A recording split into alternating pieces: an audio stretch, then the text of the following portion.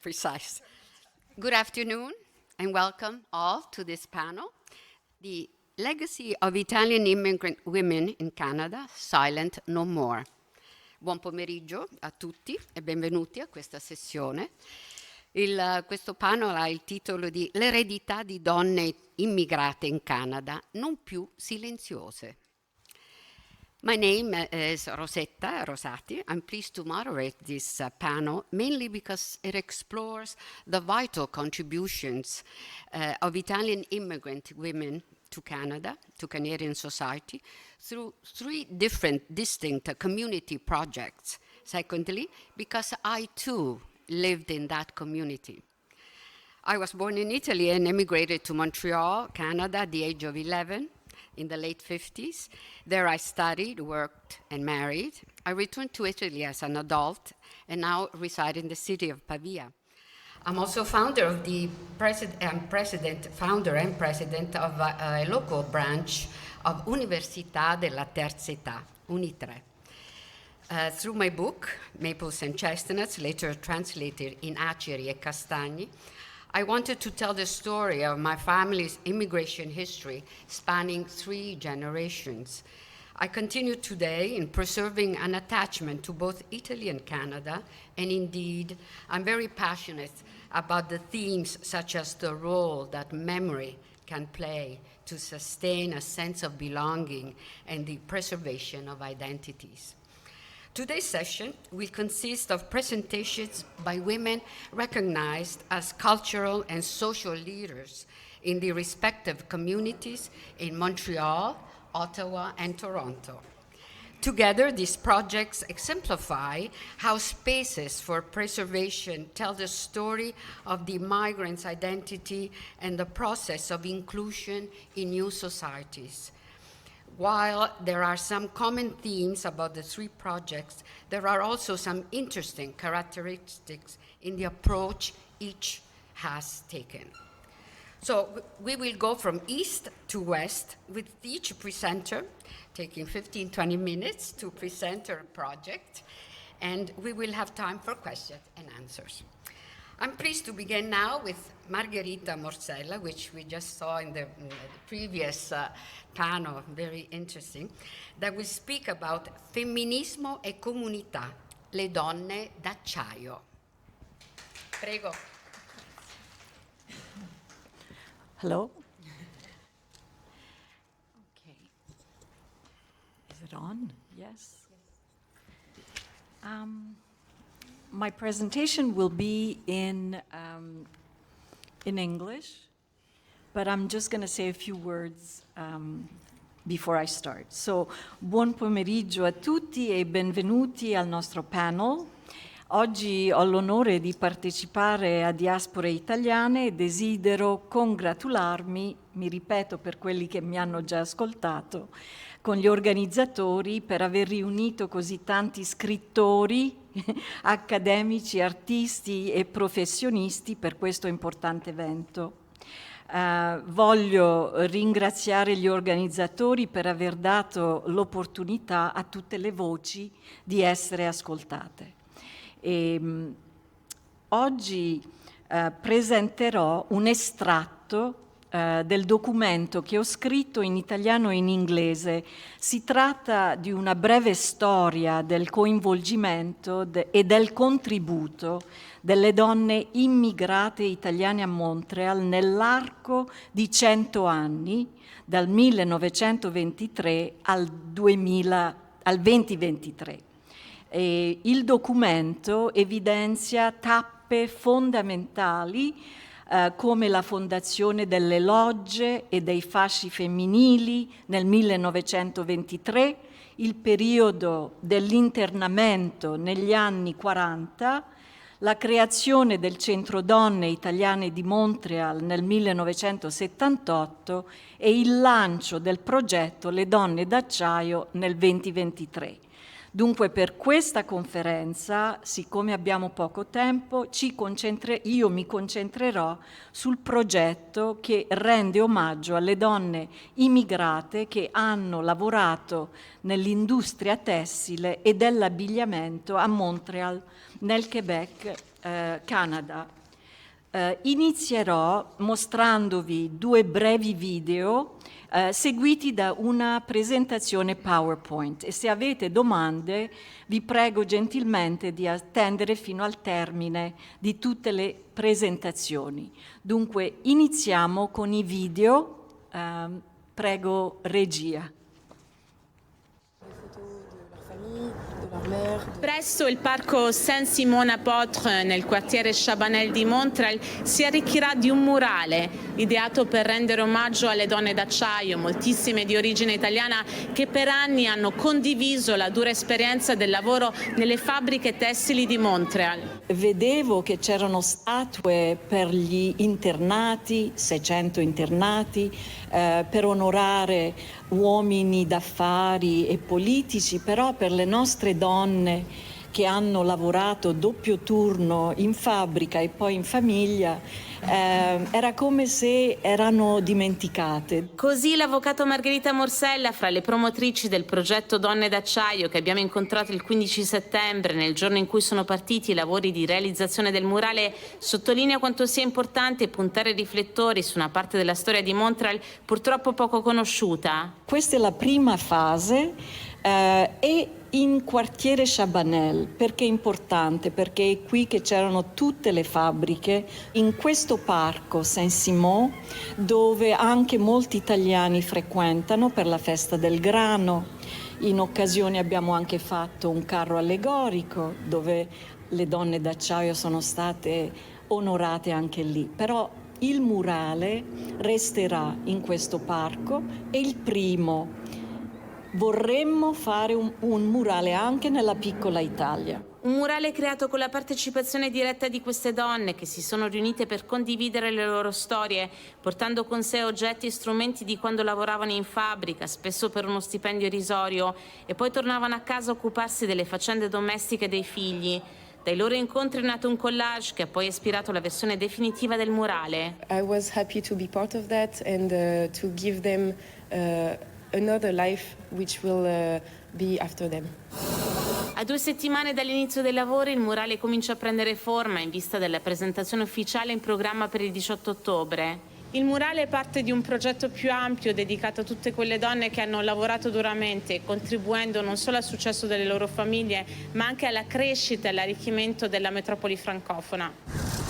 Per portare avanti un progetto di lunga durata con varie iniziative dedicate alle donne d'acciaio è stato creato un comitato di cui fa parte anche Vera Rosati, direttrice del patronato Inca, che ha modo di incontrare e parlare quasi quotidianamente con molte di queste donne, la cui salute è stata spesso compromessa dal duro lavoro in fabbrica, ma che si dicono contente che il loro contributo venga finalmente riconosciuto. Loro sono state proprio quell'ancora che ha mantenuto tutto insieme, perché senza di loro che non ci sarebbe stato un uomo d'affare o un politico, perché sono state loro a formarli, che questi uomini. Allora all'inizio di tutto il nocciolo è proprio una donna. Grazie, questo è il primo, ce n'è solo un altro, il secondo per cortesia.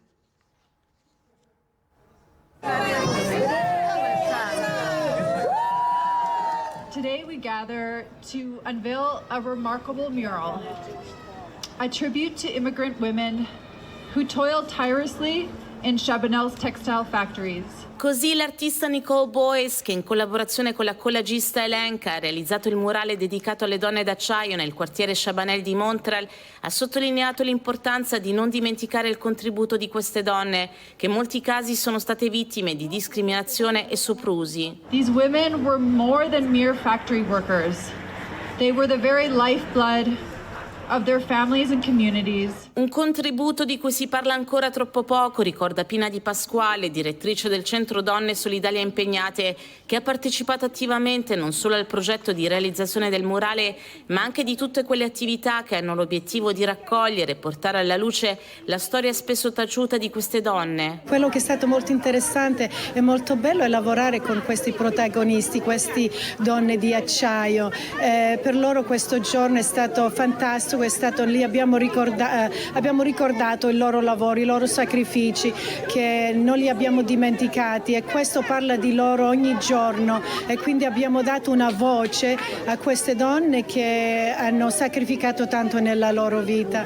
Secondo lei è importante che ci fosse questo murale? Sì, molto, perché molte donne hanno lavorato e non siamo mai state considerate all'altezza di quello che abbiamo contribuito al Canada.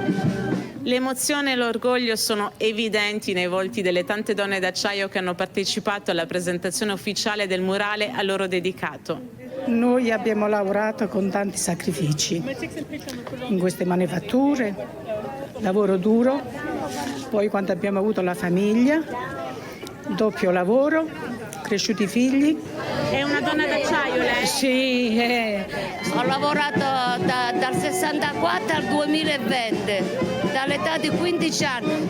Per le donne quando sono arrivate 60 anni fa ne hanno fatti di sacrifici, e come non avevamo i trattamenti che hanno oggi. Vedere queste donne, le vere donne d'acciaio, credo che questo è il successo, e siamo fiere veramente. Il riconoscimento per le donne d'acciaio non si ferma qui, promette l'avvocato Margherita Morsella, fra le prime promotrici del progetto. L'obiettivo ultimo è quello di commissionare una statua. È un sogno, il coraggio di sognare bisogna averlo, e dunque vorremmo. Ci prenderà tempo, a New York ci hanno messo 12 anni, dunque perciò non mi scoraggio. Grazie, se possiamo passare al PowerPoint per cortesia, e ci dobbiamo anche sbrigare perché sennò le mie colleghe mi castigheranno. Dunque, non c'è problema. Allora, the PowerPoint will be in English, and the title is Le Donne d'Acciaio, Women of Steel. If we can, oh, I have to operate it, yes, there you go. Okay, well, so, I'm going to read actually, because so the Women of Steel project, probably it'll be a bit repetitious once you have heard or seen the video, but I'm going to go through it anyways. It's not long.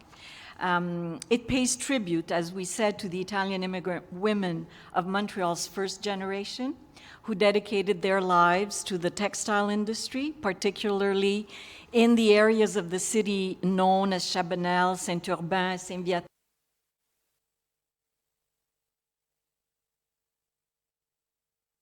And these women, essential to both the industry and their families, faced arduous working conditions, and despite their substantial economic, social, and cultural contributions, their roles have gone largely unacknowledged. And these immigrant women were the backbone of our community, working piecework from dawn to dusk in grueling conditions, and by any standard, these conditions were unbearable and unjust. Their resilience and strength shaped not only the garment industry, but also the very fabric of our society. Arriving in Montreal with limited economic opportunities, many Italian women sought employment in textile and garment factories to support their families. For these women, who often left rural, less industrialized parts of Italy, factory life was both challenging and transformative. While facing relentless work hours, low pay, and minimal worker rights, they forged new identities, adapted to the North American work environment, and maintained their Italian traditions. The workplace presented these women with both obstacles and opportunities. While abuses such as wage discrimination and psychological pressure were common, the factories became spaces for solidarity and friendship. Amid exploitation, they supported each other, sharing their lives and hopes, and gradually integrating into Quebec society. You have to understand that Quebec is like the black sheep of Canada because we are more francophone, but we have similar experiences without knowing it. The impact of these women extended beyond the factory walls, shaping the Italian-Canadian community's values and fostering economic stability for future generations. Their contributions helped redefine the role of women in their families and communities as they balanced their identities as wives, mothers, and workers, contributing in their own ways to a stronger, more cohesive community. I'm just showing you here some of the pictures of the press kit that we put together when we had the unveiling. And the images that you see are the images of the work that was done, and I'll explain it as we go further along.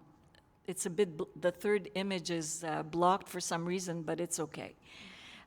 So the Women of Steel project really began in February 2021, aspiring to memorialize these women through public art, murals, which is the first phase, statues, which will be our ultimate objective, portraits, and my colleague has already started in Ottawa, photographs, documentaries. I had asked Teresa Romano if she could have put together a documentary, but alas, it's still not done, in the works, as we say. So the first phase concluded with Les Femmes d'Acier, the French title, mural unveiled on October 18th, 2023 at Saint-Simon-Apôtre Park. And that date is very significant in the history of Canada and in the history of the women's movement in Canada, because on October 18th, it's a celebration it's the Persons Day. It was on October 18th, many years ago, that women were declared persons. Up to then, they were not existent. So October 18th was the unveiling of our mural, and it was thanks to the partnership between Tixna Art Collective and numerous community organizations, which I will name later. Further phases are planned, including additional artwork and a commemorative statue, hopefully. With support, I'm repeating sometimes, but with support from the community, including presentations at the University of Calabria, where I met these three women. I met them last year at the University of Calabria on a conference, and we bonded in a sense. And this year, Anna wrote to me and said, Margherita, are you interested in going to Genova for this diaspora? And here we are. Thank you, Anna. Thank you, Laura. Thank you, Rosetta. So the presentations, we did a presentation at the University of Calabria, and we went to events in New York City for the Triangle Fire Memorial. I don't know if you know about that, but I cannot explain it today or else I won't have time. And so the project has fostered international connections and gathered historical testimonies. Oh my God, 5 minutes. Through the collective effort, the Women of Steel project seeks to ensure that the legacy of these pioneering women endures. I will skip. You need to know how it all came together, because it's the project really it started in June of 2022 when we had a series of events, and there was an official launch of the project, which took place at Le Centre des Femmes Solidaires et Engagées, where the Women of Steel shared powerful testimonials, and during the event, the working committee was introduced. So we were 5, 6 women on the working committee, but most importantly, 2 of the important women's organizations were part of the committee. These were the women, the photos, the attendance. We took down their testimonies in writing. They wrote, even if it was just one word or one sentence. I have the testimonials, or some of the testimonials. It would be interesting to read the testimonials in Italian, because that's how they wrote in Italian. So I won't be able to go through the testimonials, but some of them are there. And these life testimonials represent precious voices of sacrifice, resilience, dignity, paying homage to generations of women who, with their courage and determination, worked in Montreal's textile factories to build a better life for their families and community. And so year 2022 was pivotal, because what we did was the women themselves put together a collage.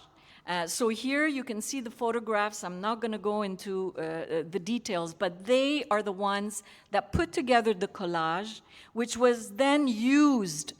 We collected objects. They brought all the objects they kept, you know, and the collage was the result of their work, and the collage was then used by the muralists to paint the mural. The photos that you see are the women who also participated in a float. I don't have the time to go into it, unfortunately, but you can see that the women from the first generation taught the women from the second and third generation how to work grain and wheat and create works of art, like a scissor, like a spool. We decorated the float, and it was the biggest float in that parade. This was just the connection that we did with New York when there was the Triangle Fire Memorial. We brought our banner, Le Donne d'Acciaio. We connected with some of the organizers, and we participated in this very important event, and I hope that we'll be able to maintain and to, you know, bring further ahead. This was just the park where there were like over 200 people. There was a band, there was music. It was a beautiful celebration. So in summary, the first phase has been completed. We hope that it will continue. And this is the one part of the mural. I need to say just 2 words, because what you see is, first you see words, resilience, hope, and the women of steel. You see, of course, symbols of the work, the objects of their trade, in a sense. And then, of course, there's the pack boat, or the what do you call that? The boat, the steamship, thank you, which many of those women from that generation took. And this, I love it, because, first of all, le courage de rêver, the courage to dream is very important. And then the hands. I saw the video yesterday that the Ministry of Foreign Affairs is using the hands now as a symbol.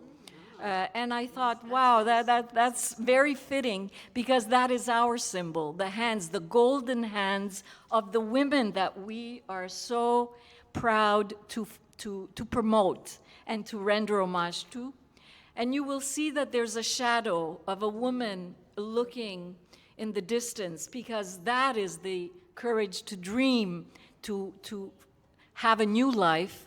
And despite all the hardships, indeed, I think that they succeeded. I think that should be it, because, yeah.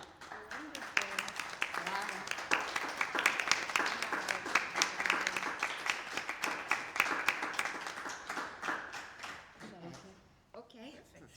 So Prima di introdurre la nostra prossima relatrice, Margherita, excuse me, but I didn't introduce you the proper way, so let me now, yes, because I missed it, so I want to do it now. Margherita Morsella is a lawyer, an activist, an author, member of the Quebec Bar since 1987, expert in family law and private international law, awarded the Justice Pro Bono Paris Quebec Prize in 2020 for her engagement in the field of social justice. Is the president of Comités Montréal from October 2022 to May 2023, co-founder of the Montreal Women's Solidarity and Engagement Center and the Quebec Immigrant Women's Collective.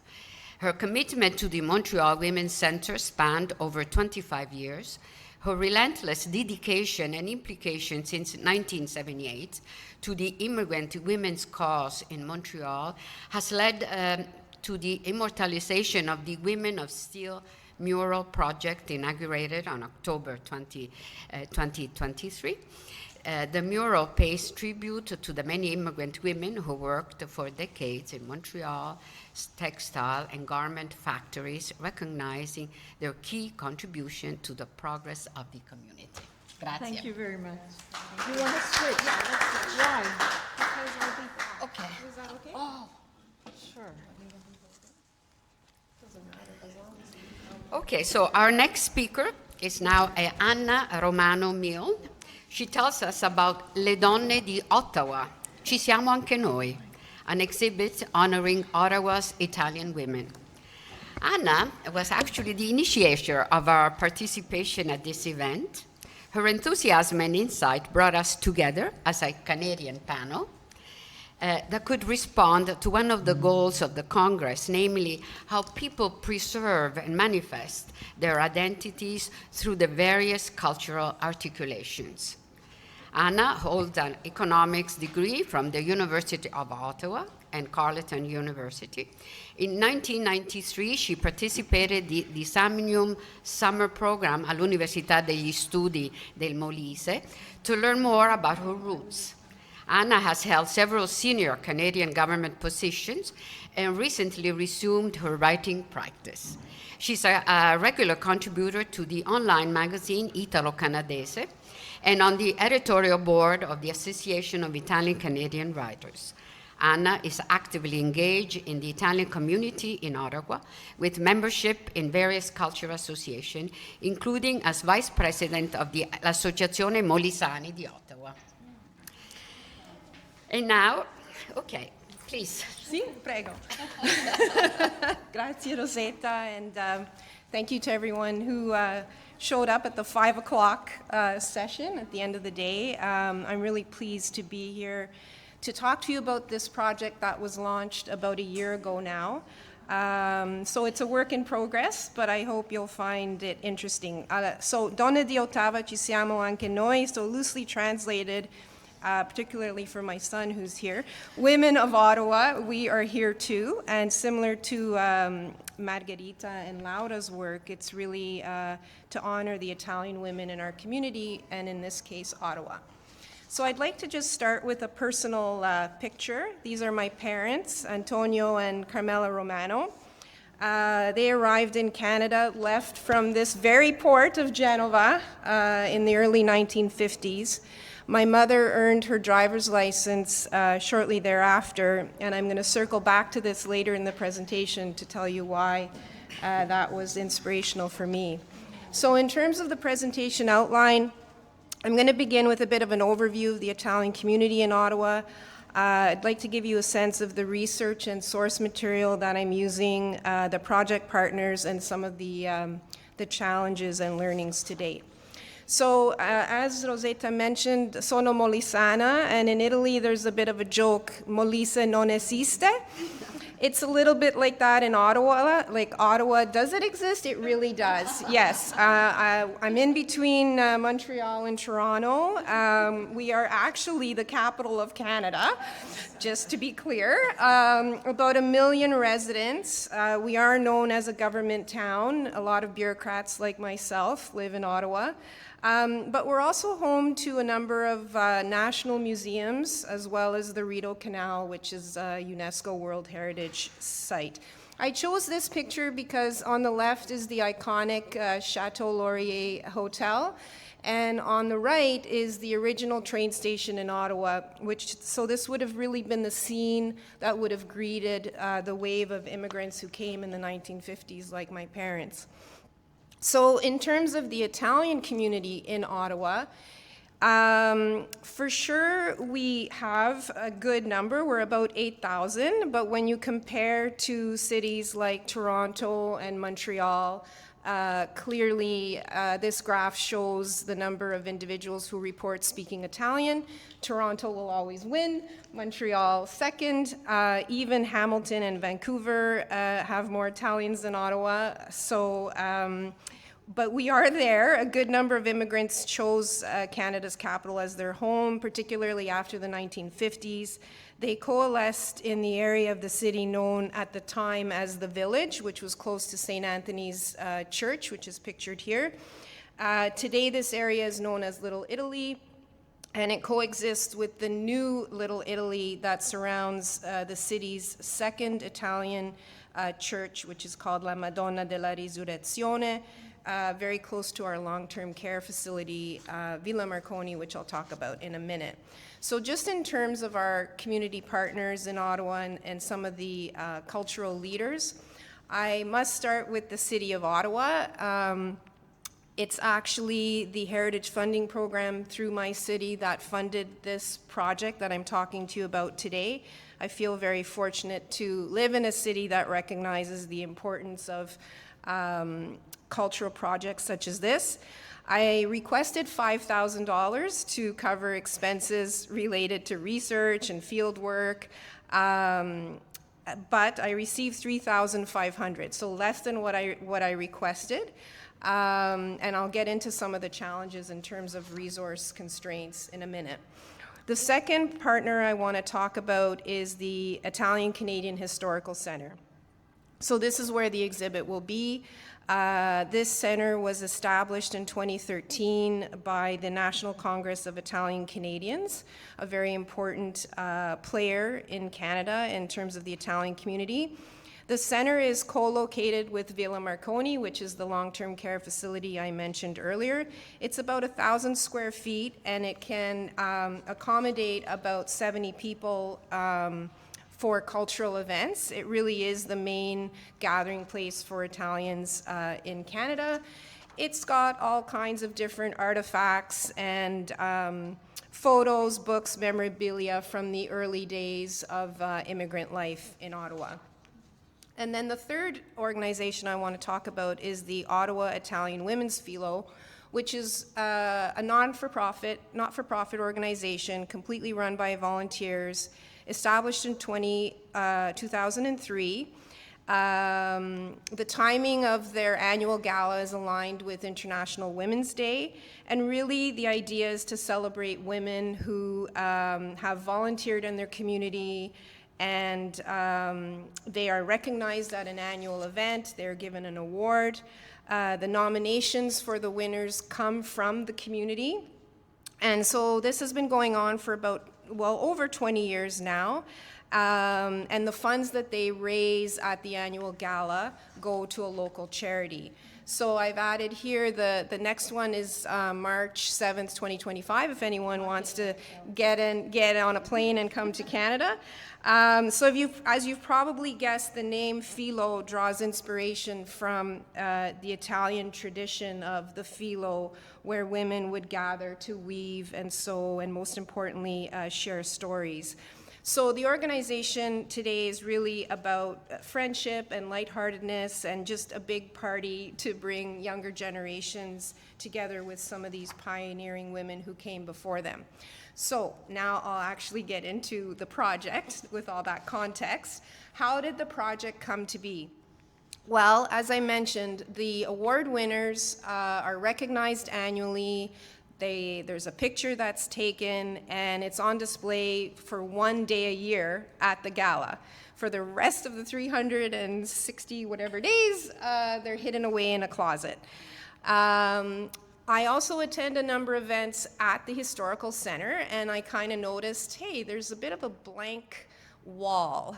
So then going to the Acenti Festival last year and meeting these two wonderful women, I really drew inspiration from both of the projects that are going to be talked about today. And I thought, why don't we do something like this in Ottawa? And in fact, unbeknownst to me, as I was writing the grant application, these pictures burned in a fire. So the person that was storing the pictures at her apartment, unfortunately there was a fire and the original hard copy pictures were burned. So research and source material. I found a wonderful woman in the community who kept hard copies of our two local newspapers, Il Postino and L'Ora di Ottawa. She kept hard copies of all the articles that had ever been written about the Philo Gala and the winners, so that this has been an important source for me. And the second is an essential read if you want to know about the history of Italians in Ottawa, a book by the late Professor Franco Ricci, a very important source of information for the project.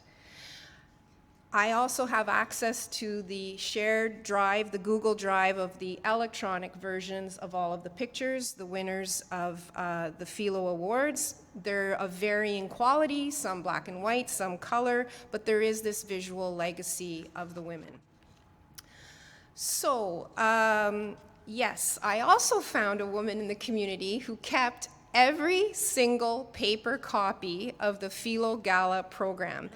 And why this is important is that inside each of the programs, beside the menu, is the insert that actually has the narrative description of the women, what their name is, and what they did. So it was absolutely essential to find this, and I'm so grateful that she had it in a Ziploc bag in her basement. So step number one was really to digitize all of that hard copy material. So what you see here is about 60 plus of the narratives, the names, the descriptions. And for me, this was a really critical first step to really understand the universal as well as the specific stories. So going back to Professor Franco Ricci, one of the things he said in his book was that a document can become a monument when it contributes to the formation of a universally accepted social image that is transmitted to future generations as a real collective memory. So when reading and analyzing the 60 narratives that I had from the Philo Award winners, we really can begin to move from the individual to the collective. So in terms of the major themes that have emerged, these really were women who strengthened the fabric of our Italian community and indeed of the city as a whole. They were involved in caring for the elderly. In fact, the Villa Marconi long-term care facility was built essentially on fundraising that many of these women did. They were involved in supporting newcomers with settlement services, all kinds of philanthropy. You can see the themes here, so some really inspiring work.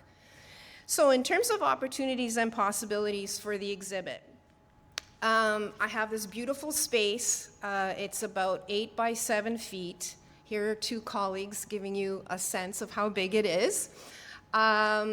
I visited a few sort of hyper-local museums in my city to figure out how can I fit all of this material on this panel. I do want to have bilingual narratives. Right now, the information is only available in English, and I think it's important to have it in Italian as well. I'd like to introduce some technology and hopefully have a complimentary digital photo frame where I can actually load up all of the pictures and keep it evergreen, because every year there's going to be 3 more winners. I'd love to get some direct quotes from the women, inspired by your project, Laura. One of the ones that I've come across, and I'll just say it in Italian, fai del bene e lo ritroverai nell'altro mondo. Do good and you'll find it again in the next life. And so it's just that sort of, that flavor when you've got their words. And lastly, I would love to have a touch of technology, so some QR codes, which then would link to a website which would have even more content. So I'll just quickly go over some of the challenges that I've encountered to date. So I've mentioned that the overall budget is less than I had planned for. There's no paid staff. This is all on a volunteer and honoraria basis. So, you know, everybody's great, but sometimes, you know, because it's volunteer, I'm not going to necessarily put a lot of pressure to, you know, meet a deadline or whatever. The curatorial process, definitely managing diverse expectations, I think, has been interesting. There's just recently a project in Toronto where, you know, it's been unveiled, and it's it's the names of all the immigrants, and names are great, but very accessible, but does it have any meaning? I don't know. So that's something to think about. Engaging the community, sourcing the local content. Some people are uninterested. Some of the women, super shy. They don't want to be, they don't want a spotlight on them. Others, I think, in terms of the second and third generations, might be a bit boastful, and they want their mother to take up the whole panel. Well, that's not going to happen either. I think there's some time sensitivity in terms of the demographics. For the women who came in the 50s, like my mom, they're in their late 80s, early 90s. So there's a bit of a time sensitivity for sure. And lastly, as great as the space is that I have to work with, there are some suboptimal elements in terms of security. There's no security guard there. The hours are restricted. It's only open on a by-reservation basis, and there's about 10 events that happen a year, so it's not going to be open all of the time. Climate control can be a little iffy, and the internet reliability is sometimes a bit spotty. So given all of this, the approach that I am pursuing is to go back to the original 3. And what I mean by that is the 3 original women that the Philo Awards were named after. So the first is Maria Iarullo. This is her at her real estate office. I showed this to a young woman a couple weeks ago, and I said, what do you see when you look at this? And she said, oh yeah, she's a badass. And I'm like, yes, so sorry if it doesn't translate in Italian, but it's like, she means business, this woman. Like, she is working it. And I'm going to talk about her a little bit more in 1 second. The second woman is Jenny Prosperine. This is her on Parliament Hill. And Jenny, now I'll link back to my first picture of my mom in front of the car. She convinced a whole bunch of women who had their driver's license to go and pick up women who didn't have their driver's license to take them to vote in the 1968 Canadian federal election. And that's just one of the many forms of social activism that Jenny was involved in. Not that they would have called it that in 1965. And lastly, the Tiezzi family, Rosa Tiezzi, who's in the back, she saved up enough money to buy this small grocery store in Little Italy, which ultimately served as a post office and a social service center for post-war immigrants. So given the space I have, go back to the original 3, with an emphasis on the narrative. So I'm a writer, so to me, the narrative is absolutely essential. The names, the pictures are one thing, but the narrative is really important. So I wanted to just provide one example of a specific story. So I'll just read this. Maria arrived in Canada with her mother at the age of 7. As a young woman, she continued her studies and began providing interpretation services for immigrants who could not speak English. She became the first woman of Italian descent to earn her real estate broker's license, opening her own firm in the 1950s. In the 1960s, she advocated for families in Ottawa's Little Italy, helping them secure fair compensation when their homes were expropriated. A true pioneer, Maria also worked with her parish priest and the local hospital to organize prenatal clinics and family health education for young Italian women, working with the priest, okay?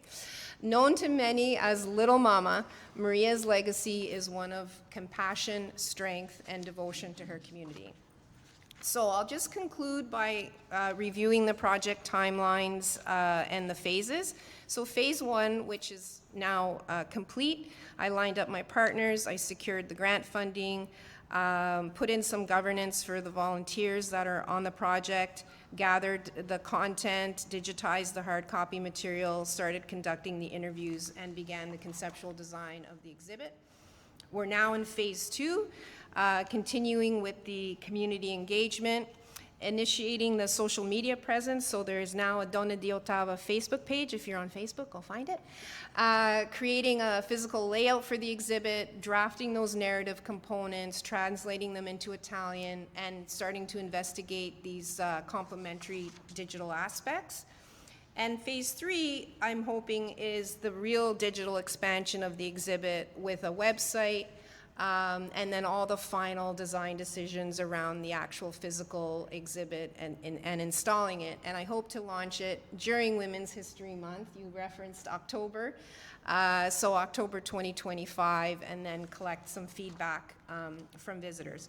So in terms of the vision for the future, it really is one of inclusivity. My subtitle of Ci Siamo, Anche Noi, it's a bit of a nod to Ottawa is here too, the women are here too, the first generation and their legacy is here, the second generation, hello, is here too, the third, and then even those who don't have Italian ancestry but have a significant attachment to Italy, whether that's through marriage or family or life experience, they are also here too. So I really envision this as an ongoing project, a dynamic space that celebrates Italianità, but also captures the underrepresented diaspora and really recognizes the contributions of everyone. So in conclusion, if we agree that it is important for cities to have a collective and inclusive memory, then I hope that the Donne di Ottawa project can serve as an example of how tools like narrative and storytelling can be used in historical centers to recognize and amplify stories and inspire future generations. Grazie per l'attenzione. Thank you very much. What was I at? Yeah, you were perfect. Okay, that's what I like to hear. No, not even, look, 19. Oh, 19 and 17 seconds. All right. Okay.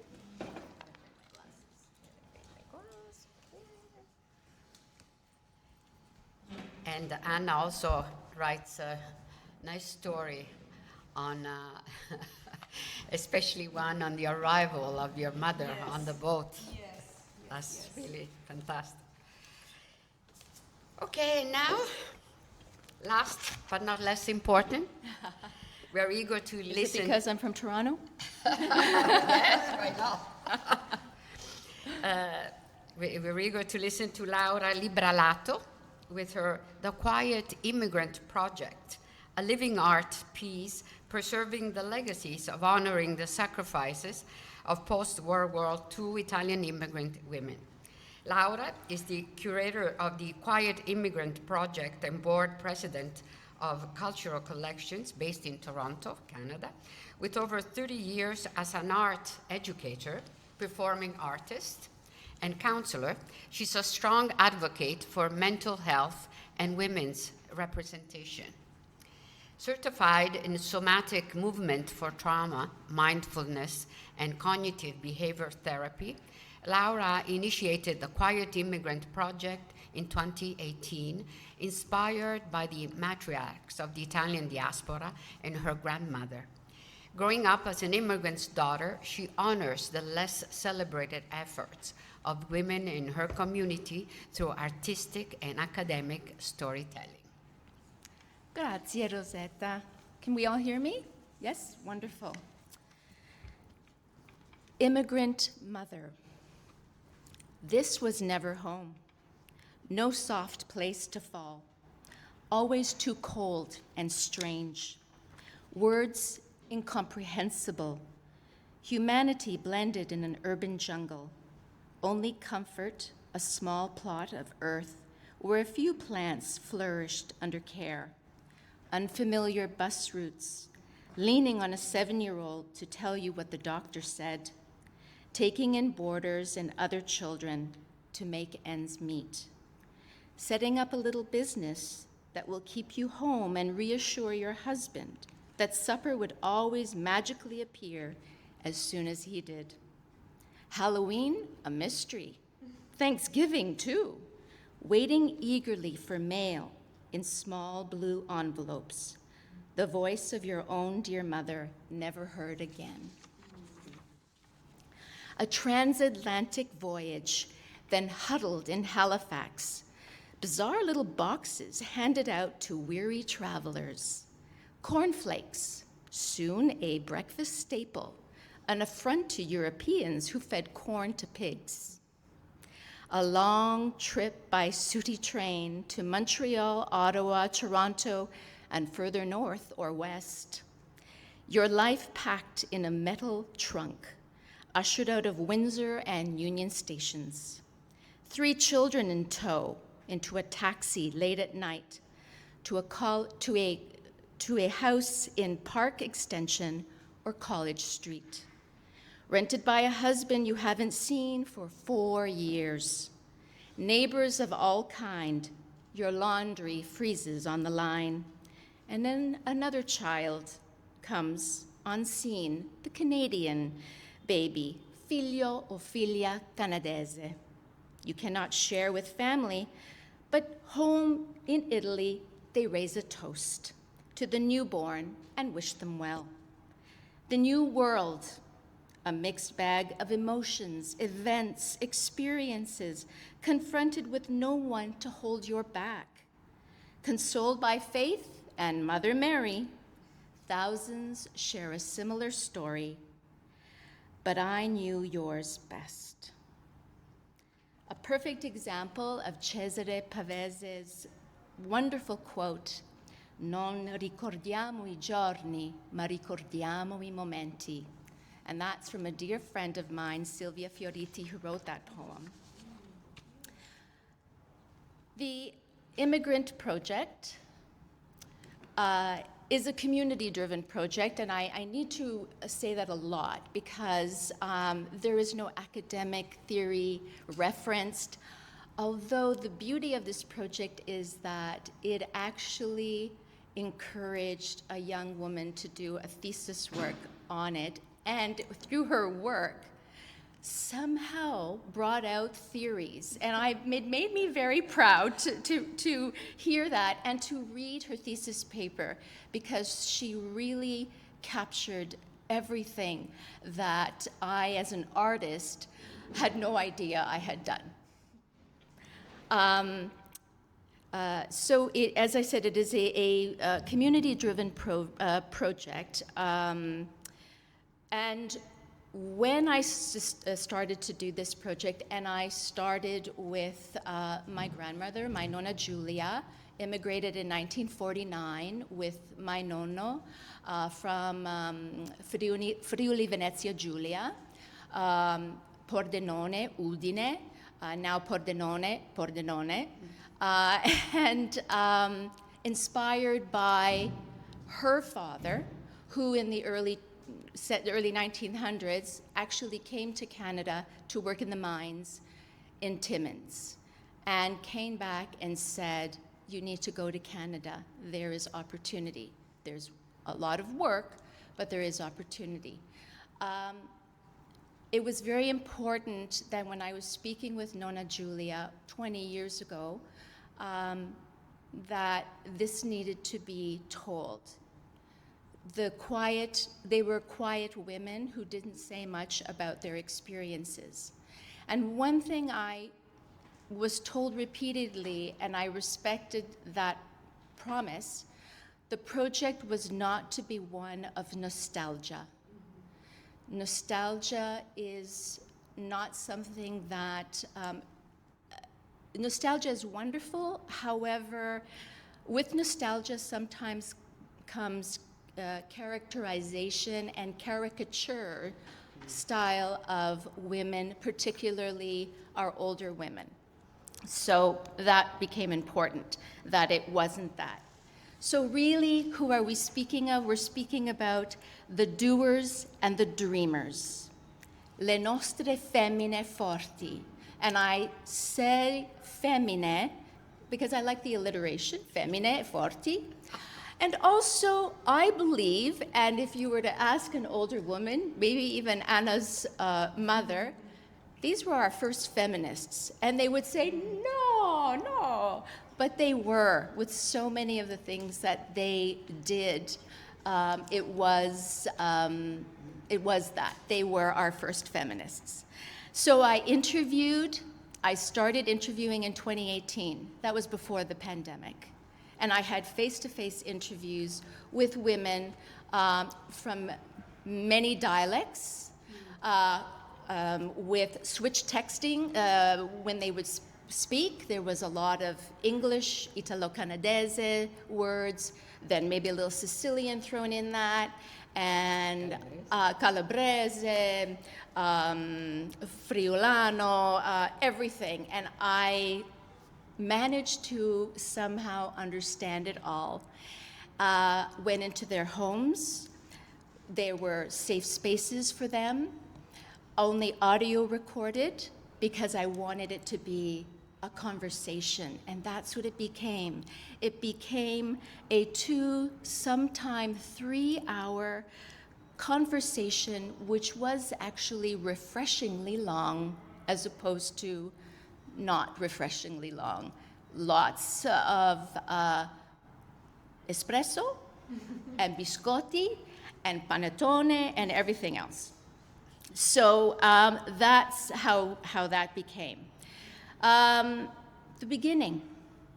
So from tip to toe, from the island of Sicily and from the small mountainous towns and villages, le femmine forti immigrated, leaving behind family, dear friends, pets, and favorite objects. I had somebody who left behind a bicycle and was very upset by that, because that bicycle was her independence when she was at home. And now leaving that country, was she also leaving her independence? Bringing along their skills as couture seamstresses. Yes, my nonna was a couture seamstress, but worked at Tip Top Tailors making uniforms. So giving up an awful lot for something unknown. They were hairstylists, teachers, and culinary connoisseurs, and they rolled up their sleeves, both figuratively and literally, to start a new life in Canada. So the Quiet Immigrant Project is an homage to the brave Italian women who immigrated to Canada post-World War II, and through sheer strength of character, with neither fanfare nor complaint, they wove their way into the fabric of society. And their stories, the stories that they told me, were of strength, courage, determination, sacrifice, that move, amuse, and captivate. It basically is often an Italian opera, their life is. So with purpose and grace, we honor, we pay tribute, and we celebrate this journey, this generation of journey women, le nostre femmine forti. The exhibit, I'm an artist, and so I don't like to read manuals, but somehow I had to sort of really structure all of this in a certain way. The priority of the exhibit when we first installed the first exhibit, this was just after we were still wearing masks, and it was just at the point where, yes, you can have 100 people. Yes, you can think about maybe 200 people. We actually had 400 people at this event. There was a real thirst to get out and to experience this. And so the mandate of this exhibit was for it to be intimate, emotional, and visceral. And I think we succeeded. The essence of the project was and continues to be a living art installation, a memory collective. We had photographs and portraits, a themed exhibit, as you see here, that was displayed and recreated in a real timeline. Departures and arrivals, which was the first one, home and garden, the world of work. That is my Nona's first sewing machine. One of the ladies that I interviewed, Margherita, who actually is what is sad when you said about your father and Alzheimer's. Margherita now has Alzheimer's. I interviewed her, and this is what's happening, Anna. As you mentioned, I have lost 7 women since I started interviewing, and to death, and I'm losing more of them through loss of memory. But Margherita told me that she was the only daughter and the only daughter and really the only child who immigrated to Canada, and her mother was very upset, and her mother said, well, if you're going to go there, you need to bring your sewing machine because you never know, you might need it. And so she brought her sewing machine. She had it in her trunk. You know how when you're on a plane and you see how the baggage is thrown and you think, oh, I hope it's okay.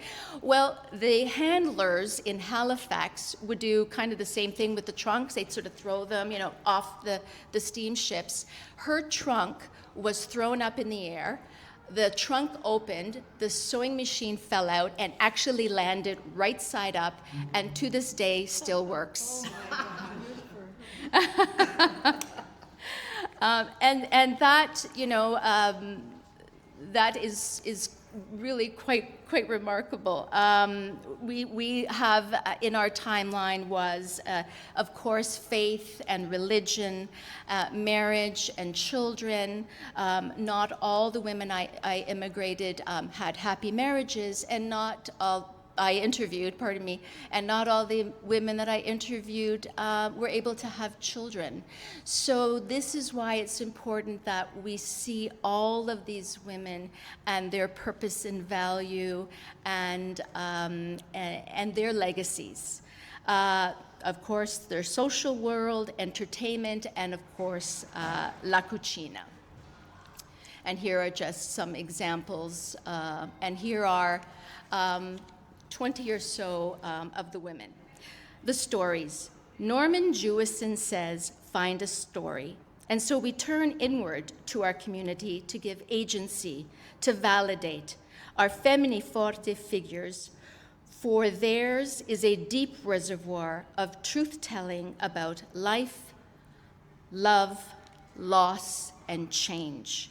Everyday women whose histories of sacrifices and successes, forgotten or untold, have been shared, spoken, and written, often in secret, in the words passed between them. To use Jeanette Segan's quote, their currency was in the creation of a home. I argue, as well, included families and communities guided by faith, built by their fortitude, and driven by fear. Joan Didion states, we tell ourselves stories in order to live, and to seek and explore more fully the things that we cherish. Lasting words, advice, recipes, heirlooms, and in turn, legacies and life philosophies. all in an effort to hold and recreate identity. Stories are the proof of life and love, and sharing is necessary. Queste femmine forti portano via I nostri cuori. In telling their truth, in telling their stories, and in sharing their love. The Quiet Immigrant Project is rooted in the why, with the mandate to listen intently and to be the vehicle to kickstart that appreciation, retrospection, and introspection, looking to the past with a new perspective. After all, if we don't know our past, we won't know our present. And finally, here are just example of one of the stories written about 200 to 300 words in Italian and English, and a QR code with their voice and their story for those who don't want to read and just want to hear. But their voices is really quite, because that's the first thing that you forget when someone is gone, is what do they sound like? All right, the tributes. Mia storia è tua storia. My story is your story. And è la verità. That's what they would always say. A relationship with authenticity was always paramount and is still always paramount. And through the art of listening with great intention to both the silence and the pause, it speaks volumes. And a life fully recognized is restored. In a patriarchal system, the Italian immigrant women were invisible, and at that time, and yet lived and continue to live complex identities, contribute so much and are the catalyst for positive change. We could not interview everyone, so we have asked people to start to contribute tributes. And we have a series of questions that sort of open up the onion. And slowly, through a series of questions, you get more and more of those beautiful, authentic silences, pause, and answers. Siamo donne, da Alda Merini. Sorridi, donna, sorridi sempre alla vita, anche se lei non ti sorride. Sorridi agli amori finiti, sorridi ai tuoi dolori, sorridi comunque. Il tuo sorriso sarà luce per il tuo cammino, faro per naviganti sperduti. Il tuo sorriso sarà un bacio di mamma, un battaio d'ali, un raggio di sole per tutti. I think she really encapsulates all of what le nostre femmine forti were. You will find us in these places of interest. I do want to make a point of acknowledging someone in the crowd, Annalisa, who is here from Como. The first day that we were here, many people in the agency who oversee all of this were saying that the Italian immigration story is not being told in Italian schools. Annalisa has started to do that, and we connected. She came to the exhibit. She has engaged her students in this, and of course the first thing that they say is, "Ma perché sono andati via? L'Italia è bella." And I think Annalisa has to share with them, well, post-World War II, it wasn't so bella. In fact, here is, for you, this is Napoli.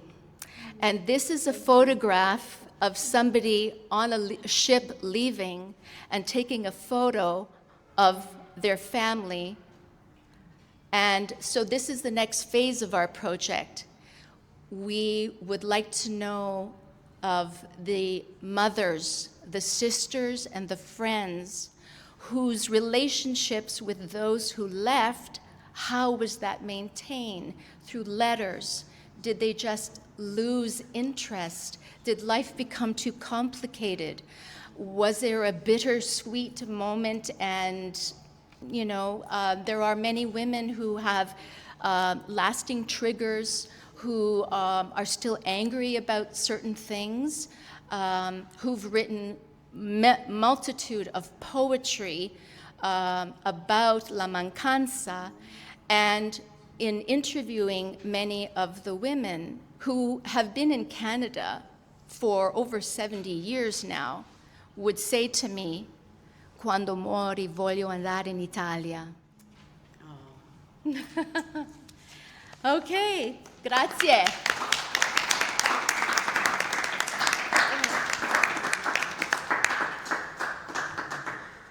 Okay, any questions? I don't know if I have questions, but I thank you. This has been just fabulous, fabulous, fabulous. No, is that one Johnny? I heard fabulous, fabulous. Fabulous.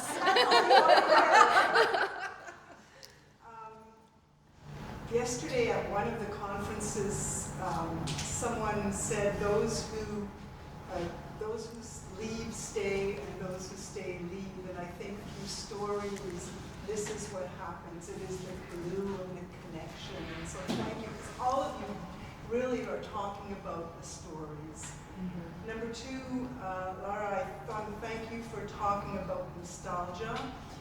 Nostalgia happens only when there is loss. Mm-hmm. And loss is part of life, and nostalgia can be part of life, but if we do not treat it the way it needs to be treated and give it too much room in our life, it becomes a problem. So I appreciate that you mentioned that you don't want this to be just nostalgia. Yes. And the last thing, and this is maybe a question, comment, I don't know, because as a fellow Canadian, you're three women doing three different projects. It's okay. I get it. Okay.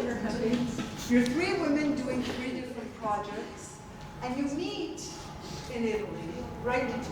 We did, yes, in Calabria. We met at the University of Calabria. And so, we have a government in Canada, we have agencies that are supposed to be uniting our experiences as immigrants and immigrant families. Why isn't that coming together? Why are you struggling? Why are you meeting in Italy? And why is someone, why are the dots not being connected?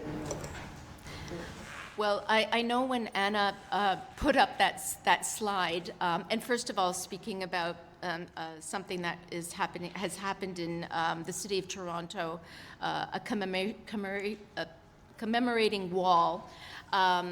The problem with that is it is just names and dates, and it's not, for instance, Gianna Petrarca has said we need to have literature with that, and it's not just a series of names and dates. That's wonderful, but we need more. And the struggle, like you're asking for funding and you're asking for this, and you're not getting what you need. And I think we can speak I'll speak on all three of us. Like, we are our own governing bodies. We are our not-for-profits. We are the board presidents of each of our not-for-profits, and it is really, it's from the heart, and my daughter can attest to the dining room table has become the space for all of this, and I'm sure I'm sure you have similar feelings. I'm just going to add one thing, which is because you asked sort of like almost at a national level, like why, which is a great question. To figure something out. Yes. Maybe we should. This is maybe discouraging, but what I want to add to it is, when I was applying for the City of Ottawa grant to do the work, before I submitted the application, I spoke to one of the cultural officers to say, like, do I have a shot? Like, what do you think? And she said, yeah, like, it's a great project.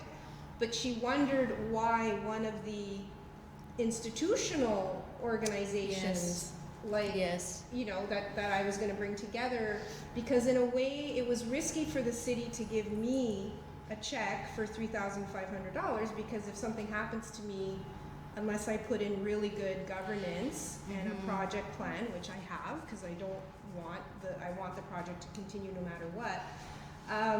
So I kind of just was honest, and I explained back and just said, well, sometimes you need an individual in the community to actually connect these organizations. Yes. And they are perhaps suffering from their own lack of funding and resources and volunteers. So they're doing everything they can to advance their individual mandates.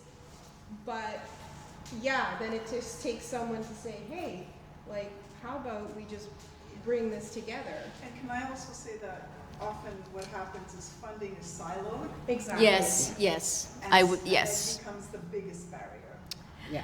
Exactly. Well, what I would like to add is that I was faced with so many obstacles when I put together this project to honor the grandmothers, the mothers, the aunts, the neighbors.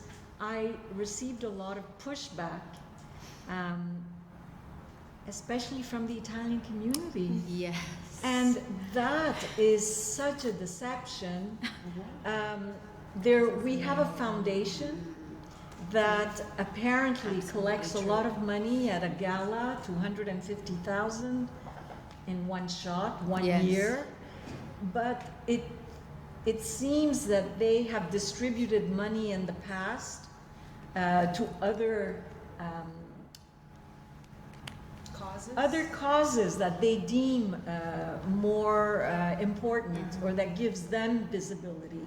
So in terms of us coming together, I would say thank you to Accenti magazine, and thank you to the event that we had in last year.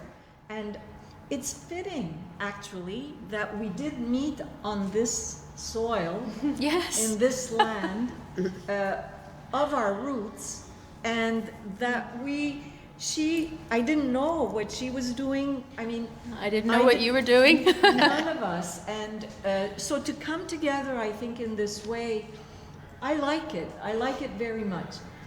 I can only speak from the experience of Quebec, Montreal.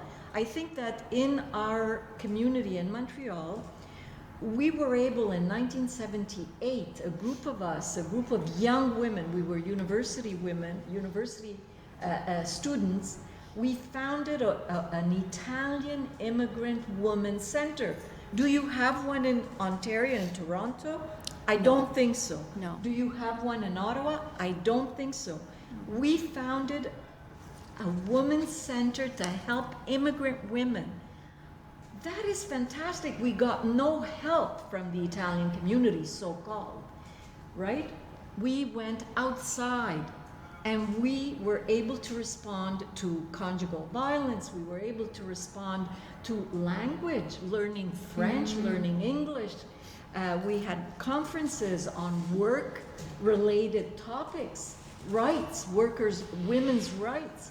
So we founded that, and Italian women who then went on to also found the Immigrant Women's Collective, which included not only Italians, but immigrant women, Haitian, South African, Latin American.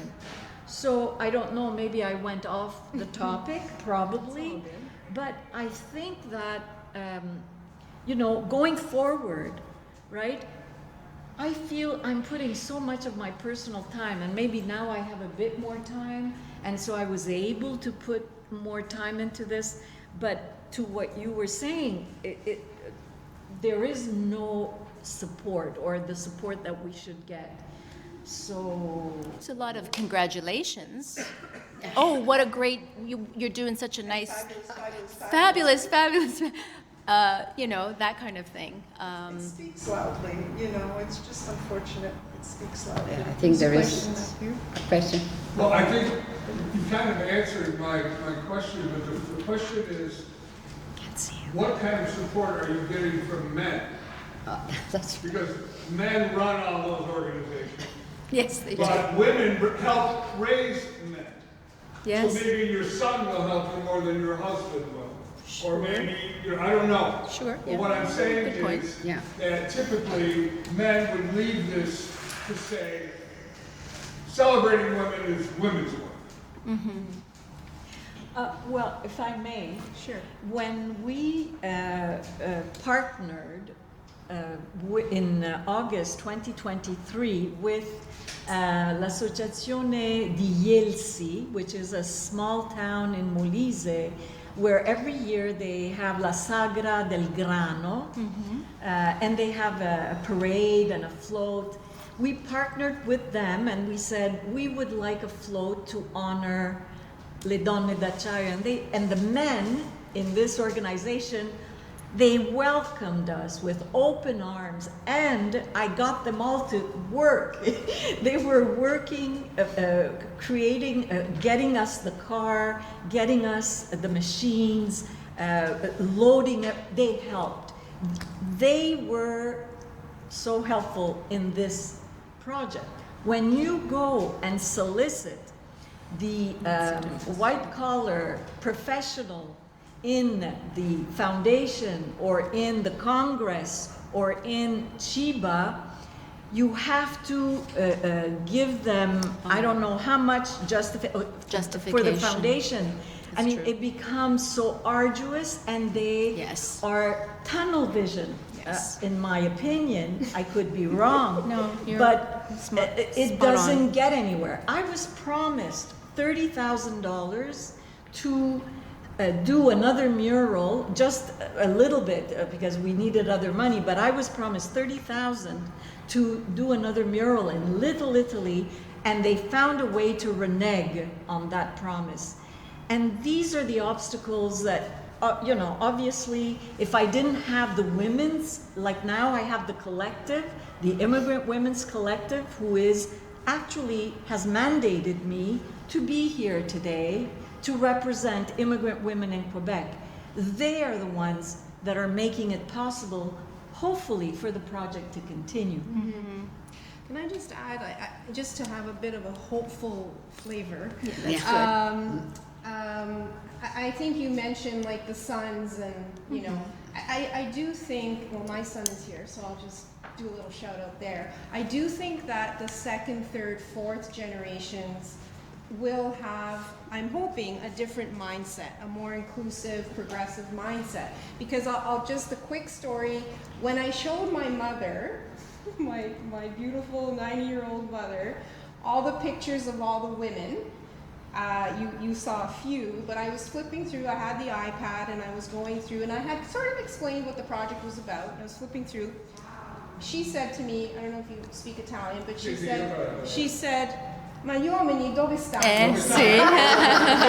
Where are the men? Yeah. Which I said, yeah, and I said, Ma, I'm telling you that this project is about the women and and I said, of course the men did amazing things. They built the roads, they built the Chateau Laurier, they built the train station. They did amazing things. Some of what the women did, though, was, the social infrastructure of the city and all of the things behind the scenes. And, I think she got it. But I guess my point is, I'm hopeful that with each subsequent generation, it's just a completely different mindset. Yeah, but it's that oldest generation that has all the money now. Yes. Well, maybe Because I found, I lost all the men in my family were lost within 6 years. So I was raised totally by the women. Ah, okay. And so that led me to look at masculinity, everything very different. Absolutely, yes. You lucky man. What I found is that men don't have a clue of what to do, but as soon as a woman tells them what to do, they'll do it if they believe in it, and if not, they'll pretend they're deaf. But the idea is that it's got to be told what to do. If you go to the men and say, we want to float, they'll say, oh, that's something we can do. They got to work You've right got to away. tell them Yes, what to do. they need They're not going to come out and say, oh, you guys are doing such a beautiful thing. Let me give you $1 million to help you. Which is what needs to happen. Because that's how all the other things that amendment bills have happened. Yeah. You know, but they also found ways of making money on it. And you know, that's the thing that we have to turn men's heads away from. That's all another story. But I agree, we need to have the support of a particular, you know, group, and Yes. I think inclusivity is Yes. extremely important, and there are many that understand what we want to do and that support us. So Yes. they were super excited, you know, because when you talk about your mother, when you talk about your grandmother, it hits home, right? Yes, so it does. Yes. Anyways, Yeah. to be optimistic. Yes. Oh, yes, I Yes. think we need to, yes. Well, I just want to say that as one of the two people who started the series of DIASPORE Italiani conferences way back when, I'm so happy that we did it because of this session. Oh, wow. And we look forward to the next. Okay. Thank you. Come to Canada. We are in discussions with Brazil and then Vancouver. Toronto, I think Toronto might Come to be, Montreal. We have the European flavor. we have the most population. My boss grandfather, where I get my non-Italian name, went from Basque area to Montreal. So I have little French Canadian. Very nice. Benissimo. Okay, so thank you, Laura, Margherita, Thank you, and Anna. It was really so interesting, and it was really something enjoyable to listen to you. Thank you. Thank you. Grazie. Thank you. A lei.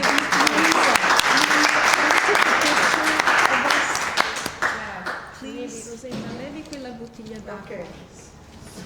Okay. We have to squish together. Yeah.